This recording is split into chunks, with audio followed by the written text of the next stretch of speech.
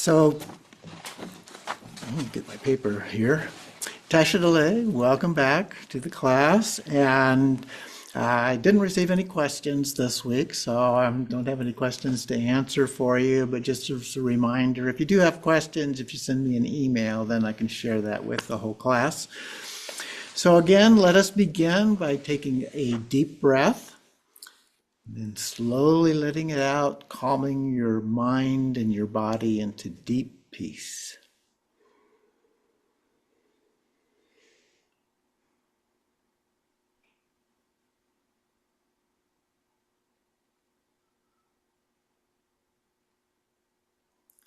And then we take refuge. I take refuge in the Buddha, the Dharma, and the Sangha most excellent for the benefit of all sentient beings. I take refuge in the Buddha, the Dharma, and the Sangha most excellent for the benefit of all sentient beings. I take refuge in the Buddha, the Dharma, and the Sangha most excellent for the benefit of all sentient beings.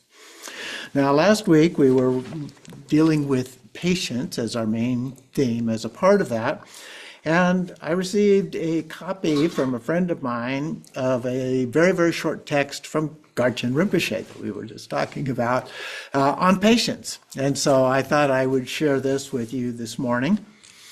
When you lose your patience, you should recognize this and feel regret. Every time you should make a commitment that the next time you are going to do better and that I will not lose my patience again. Then you might not lose it the next time, but eventually you will lose it again. It is a training of habituation, because that's the key to everything in Buddhism, is habituation. You will not be able to miraculously stop being impatient without any training. The pith instruction is a term that's often used in Buddhism. It refers to some kind of a concise yet rich teaching on the heart essence of Buddhism, which is what we're trying to do with this whole class. If you persevere in practice, your practice will definitely improve, and in the end, you will never lose your patience. It is just like learning anything. It may be difficult in the beginning, but if we keep doing it over and over again, it becomes easy. It is a slow process, at least for most of us. And you have to persist, even if you fail in the beginning. No matter how often you fall, you must get up and do it again. That's the way it is with learning almost anything. You learn to play a certain thing, an instrument, say. You have to repeat it over and over and over again. Or if you're learning to sing, or if you're learning to play a particular sport and so forth, it requires a great deal of repetition. That's really the key for a large part of it. It's not the only thing, of course. As your patience increases, you can take a vow. No matter how much they provoke me, I shall not get angry. That's a good one. This is the essence of the Bodhisattva vows. But patience does not only apply to anger, it must be practiced with all emotions. When desire arises, you must not give in, but forbear. When jealousy arises, you must forbear, etc. If you are able to be patient with all thoughts and emotions, you will not fall under their power again. If you lack patience, you will again and again fall under the power of these emotions. Diligent forbearance is mindful awareness. So be conscientious of being aware of these things. And so that's one of the habits that we need to develop as we go through our practice, is paying attention to those things, being mindful of those things. And then as we advance, we become mindful of awareness itself and so forth.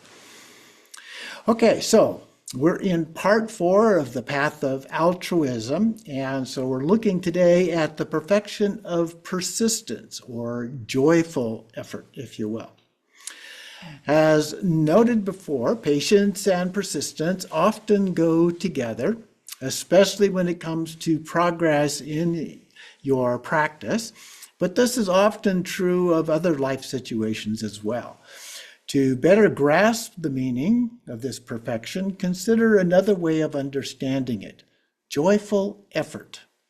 I like that one. That's one that's sometimes used in lieu of patience, but it adds another dynamic to it, of joyful effort. So it does take effort, but it's a happy kind of an experience too. It is more than just working away at it. We tend to give up on things that we don't like, or at least we rarely do our best at them. So part of the task here is to reframe our perspective. The meditation is designed to help reframe your view of the effort involved, but be assured it does involve effort. It took the greatest yogis of all time many years, as I've said before, so too should we expect it to take us an extended period of time. Patrol Rinpoche describes it as diligence that cannot be stopped. Nonetheless, it is important to enjoy the experience and to want to make the effort. Makes a big difference if it's something that you want to do. It is possible to achieve liberation in this lifetime. That's one of the unique features of Tantric Buddhism or Tibetan Buddhism, as opposed to some of the other versions of it, which say that's going to take gazillion lifetimes, for example, for anyone to actually attain that. But the Buddha indicated, and there are some sutras from the Buddha himself, that indicates that you can do it in a lifetime, and even a very short period of time. So I think that optimism is helpful to us in doing our practice. So persistence is also about dealing with obstacles that get in the way of practice. His Holiness Dilgo Khyentse Rinpoche explained it this way: obstacles can arise from good as well as bad circumstances, but they should never deter or overpower you. Be like the earth, which supports all living creatures indiscriminately without distinguishing good from bad. The earth is simply there. Your practice should be strengthened by the difficult situations you encounter, but as the bonfire of a strong wind is not blown out, but blazes even higher. So there's a metaphor for us. The higher that we work on it, then the bigger the effect is. Or you may recall saying, when the going gets tough, the tough get going. That's a term that I have used through a long part of my life. Or another of my favorites, go on anyway. It all depends on those who go on anyway. So whatever inspires you to go on anyway, remember that joyful effort cannot be stopped. So that sense of joy in doing this has very strong power in driving us forward with that. So here's the actual practice for this week. And we'll talk about, we're going to have a couple of extra weeks in there before we meet again. So again, practice daily for 1 week or more. And then the sessions can also be divided into smaller multiple sessions each day. So if you don't have a whole lot of time to do these kind of practice, or maybe you've committed to other kind of practices in your tradition, then you can do these in more concise kind of versions, or like we're looking at the 6 perfections.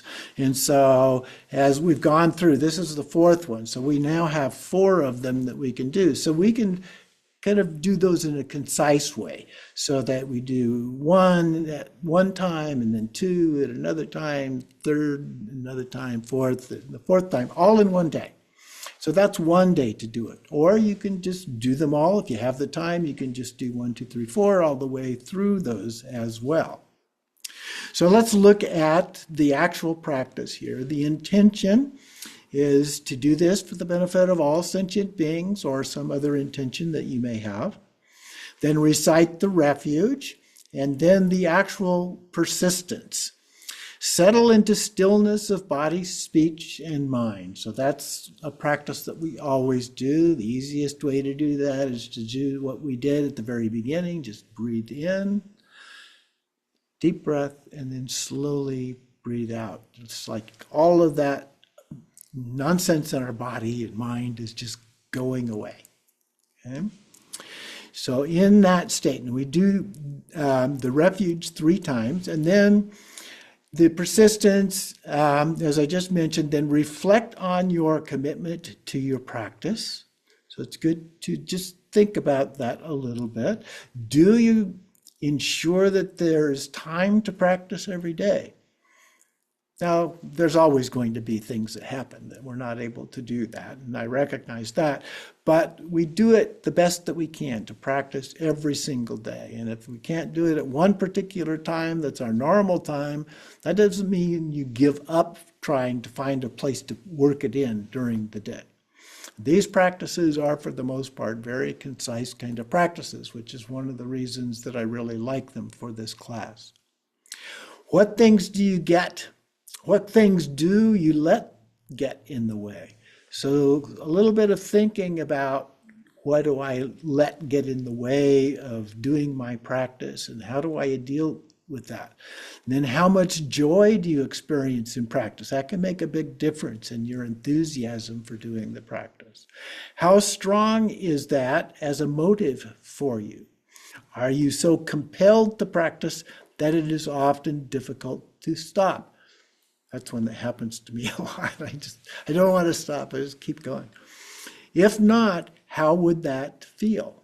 Imagine making a joyful effort every day and finding time to do even more until your whole life is your practice. Then continue until you feel confident in your desire to make that happen with joy and devotion.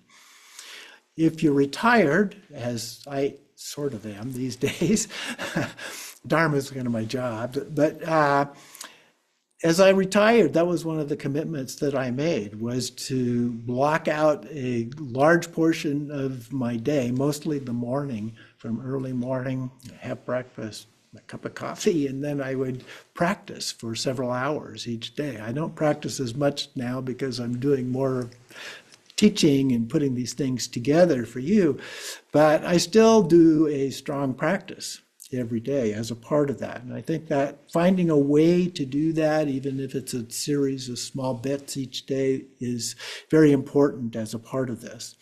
So then we conclude by resting naturally in this confidence without thoughts. We let go and let be. Sit in the stillness as long as you can. So that's the practice of persistence. And it's easy to see with all of those questions and comments that are in there, that can work very well for any other practice that we're doing. Okay, to help us with that sense of persistence and the importance of doing these things each day as a part of that. And then we dedicate the merit, as before, by the merit of this practice may I attain liberation for the benefit of all sentient beings. And we always do the dedication 3 times. And then post-meditation, throughout the day, make joyful effort, which is a way that this is sometimes expressed, as I mentioned before, to reinforce your commitment to practice and continue to remain mindful that you are what you think, say, and do. So that's part of what we're looking for in terms of practice within Buddhism, is what am I thinking, saying, and doing? Those 3 are very important as a part of our understanding, developing our mindfulness of everything. The mindfulness of what I am thinking, what I am saying, what I am doing as a part of that. It's a little difficult to be concurrently aware of all of those things at the same time, but that's okay. You switch from one to another, just making that a part of your everyday experience as a part of that. So generosity, ethics, patience, and persistence may be, as I mentioned before, combined or done during separate sessions, and then they are followed by the final 2. Concentration and wisdom for the 6 perfections altogether. So I'm going to take a quick look at 5 and a brief mention also of 6, but we'll talk about 6 at our next class in more detail because it deals with the wisdom aspect, and so I put that into the wisdom chapter on this. So number 5 is the perfection of concentration, or shamatha. At one level, this refers to avoiding all the distractions in life. Let me repeat that. It refers to avoiding all the distractions in life, and they are countless, happens all the time.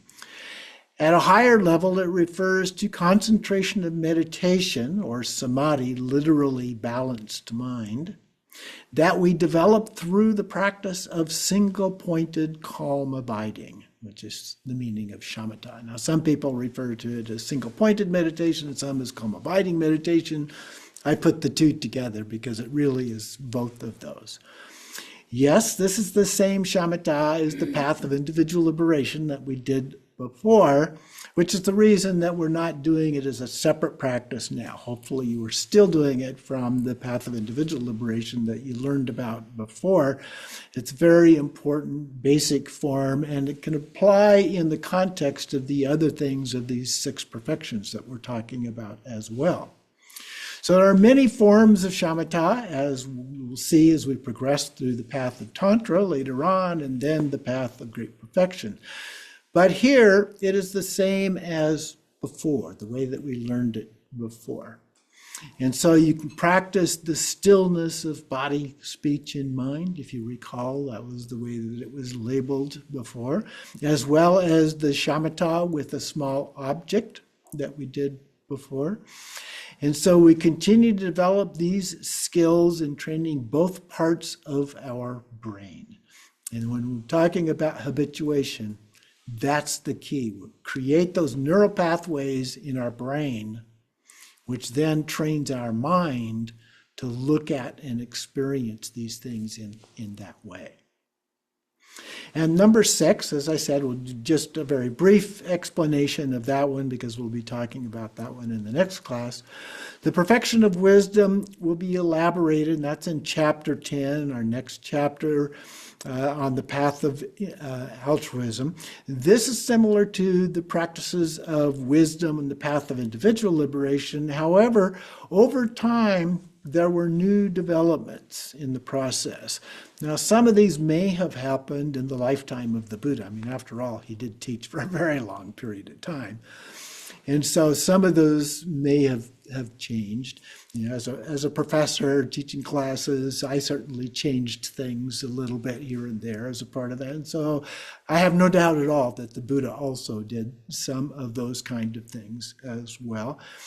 And so those new developments arise, and so we become fully grounded in the early sutras of the Buddha and then pushed an envelope in terms of elaborating our understanding of those teachings. So that's basically the process that we're going through here with these classes. We're trying to create a good solid foundation in those, and then we began elaborating a little bit on those because the foundations are just as important at the highest level of practice as the early practices are. So it's very important that we bring those things together. And it's one of the reasons that I'm reluctant to bring people in. I get things from people all the time. I want to learn about Dzogchen. I want to learn about Dzogchen. Well, tell me what you already know. And a lot of times they've just heard of Dzogchen and they think it sounds like a good practice. That's nice, and some people do teach it that way, but I'm reluctant to do that. I want people to go through and get that foundation so that by the time they get to Dzogchen, they understand the foundation and how that's actually built on that foundation and not just a whimsical practice at the side. So anyway, some have, of course, disagreed with these commentaries as not being true to the original teachings of the Buddha. Whether or not this is factually the case, it is entirely consistent with the statements attributed to the Buddha in those early texts and demonstrates the flexibility of the Dharma as living tradition that he appears to have intended even in his lifetime.